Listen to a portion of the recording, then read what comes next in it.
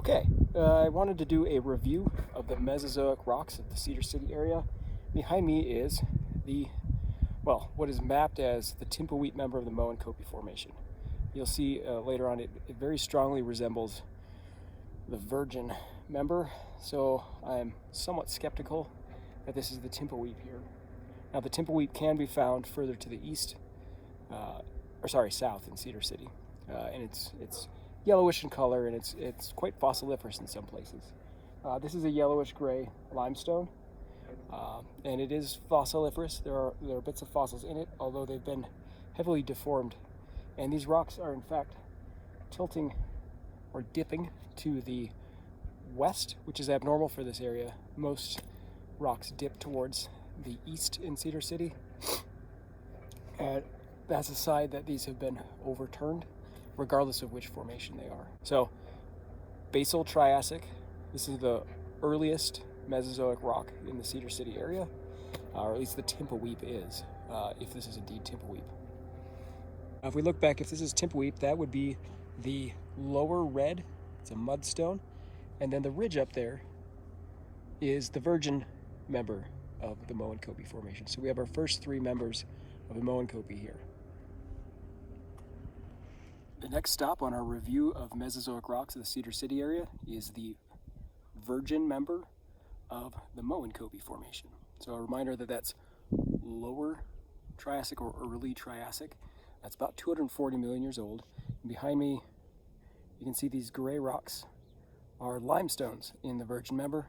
And then if I stand up a little bit, you can see behind me there's more of a yellowish rocks. Those are sandstones that are also in the Virgin member. So this member would have been deposited in a shallow seaway. In the limestone, you can see evidence of fossils. You can also see ripple marks. In the sandstone above it, you can see clear ripple marks and planar laminations, which are indicative of flowing water. What looks like currents flowing in a directional fashion, as opposed to waves. So that's the Virgin member. It's got sandstone, limestone, mudstone in it. So it's often called the Virgin limestone, but it's not always a limestone up here. And shallow marine during the Triassic. Now for a closer view of the Virgin limestone. In this case, literally limestone. Not a whole lot to point out here that I can see, but as you zoom back out, there's faint evidence of bedding planes with some rippling to them. Structural things you can see if you come over here, these white deposits are called slicken lines, and they also have a stepped appearance, and that's representing movement along this surface as the rocks were breaking. And the steep end of these will tell you the direction from which this rock sort of came from. It broke and it shifted down relative to the block that's missing that went up. So those are good indicators of the movement along these fractures. So again, slicken lines, you can see grooves showing that the rock is moving like this, and the steps tell you that this block moved down relative to the block that's missing that moved up. So that's kind of cool. And I don't see anything else to talk about here besides maybe some of these patterns are faint ripples. And I wanted to point that out there. So this is in the limestone portion. As I mentioned, the Virgin doesn't consist entirely of limestone. This is a sandstone and it has planar laminations. That's the bedding plane right here. This is the surface on which you could take strike and dip very easily. And these planar laminations are probably from either a relatively high velocity sandbar or maybe even from a beach possibly. In some places there are maybe some trace fossils. I'm not sure if that's what this represents here. And in other places it's more rippled than planar laminations. This, friends, is the middle red member of the Moenkopi.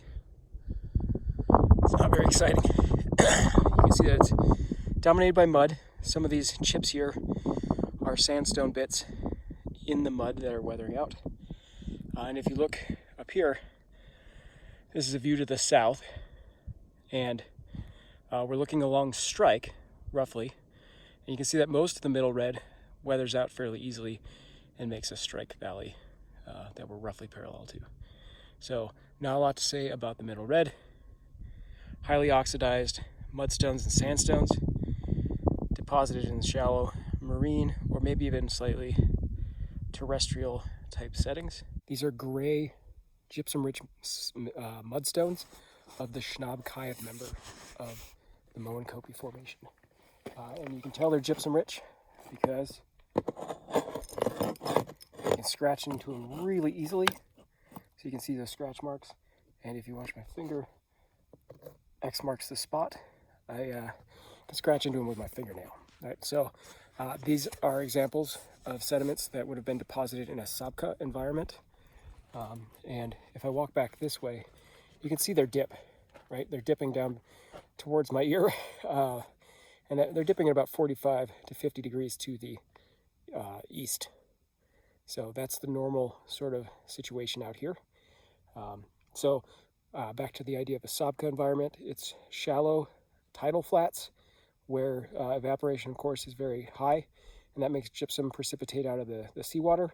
And then it's often rippled here, so those little grains of gypsum are rolling around, being washed around by waves. That's why I'm going back and forth, or by tides, and maybe some small river channels coming in as well. So that's what you would see in the Moenkopi. We'll get a few more views of that, how it more typically looks in the sort of quote-unquote bacon stripe appearance that it has from aerial images. All right, on to the next stop. Another view of the Moenkopi, this time from a river channel. Well, I guess I'm still in the same little creek here. It's an ephemeral stream that only flows when the snow's melting or when it rains hard. And I wanted to stop here and show you that where the creek is eroding down through the Moenkopi, you can see that it's very thinly bedded. So all those thin lines that are running sort of across the screen like that are bedding, and probably created by small ripple trains that moved back and forth across the very flat tidal flats, or that very low angle shoreline with the high rates of evaporation. So potentially above and below the level of the water at certain points. And if you pull back here, you can see how gray these rocks are. The gypsum-rich ones are especially gray. The redder ones are more rich in just regular silicious silt and clay. Here we have some evidence of ripples in the Moenkopi. And there's probably a mixed influence on these ripples, but to me, they look more like wave ripples. They look like they do have a bit of symmetry. It's going to be hard to show in the video here. But the way these ripple crests are parallel to each other, and it comes down and up, down and up, down and up. There's not really a dominant direction that I can tell. So I believe they are wave ripples forming in this sabkha environment. And you can also see the tilting and bending of these very soft rocks.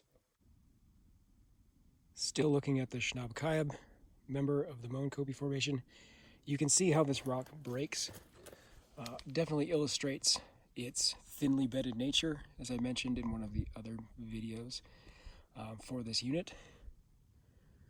In this case, it again is very gypsum rich. You could call it a gypsum shale almost.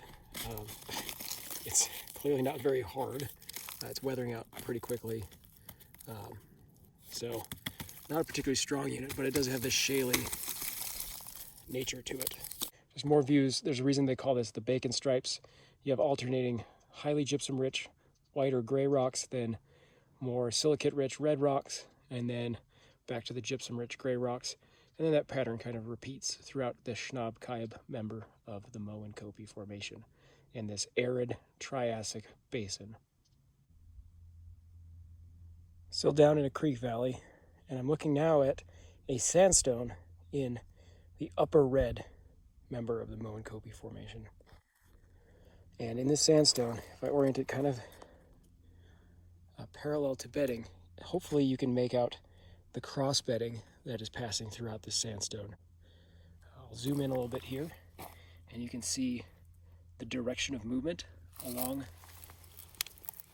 this bed was like that, so that current was flowing that way.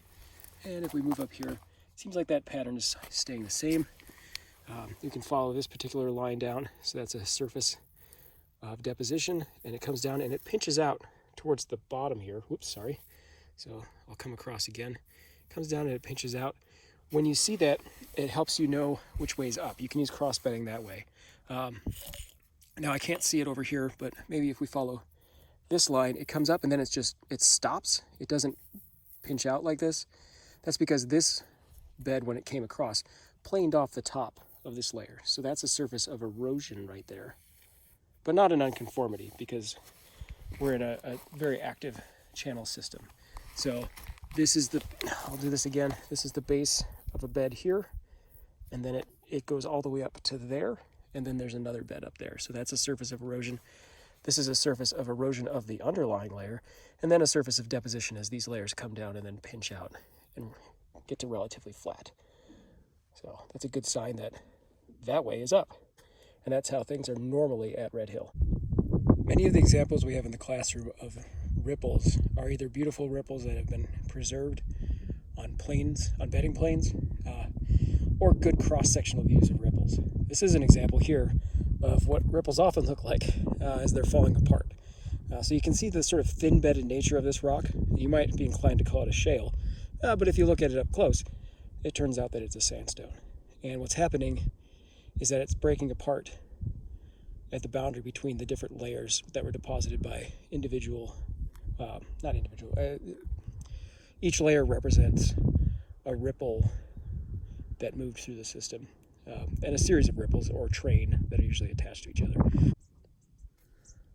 So, talking ripples, we're in the upper red member, the Moenkopi Formation. We've got this nice rippled sandstone, and you can see that the ripple crests, I believe these are the crests, are parallel to each other, and it looks very symmetrical.